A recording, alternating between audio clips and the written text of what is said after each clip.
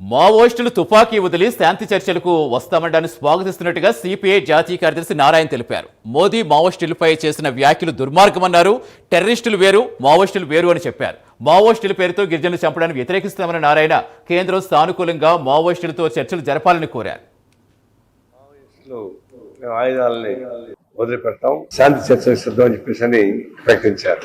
అది దాని సానుకూలంగానే స్పందించాలని నా ఉద్దేశం. సిపిఐ దానికి హర్షం ప్రకటిస్తా ఉంది. అయితే కేంద్ర ప్రభుత్వం దాన్ని సానుకూలంగా తీసుకోవాల్సిన అవసరం ఉంది. అది ఎలా సరెండర్ అవుతారు కదా అని చెప్పని వాళ్ళు తగులుకొని తిరిగితే అది ఒక విధంగా వాళ్ళకి సెట్ బ్యాక్ అవుతుంది. ఎందుకంటే ఇది టెర్రరిస్ట్ వేరు, నక్సలైట్లు వేరు.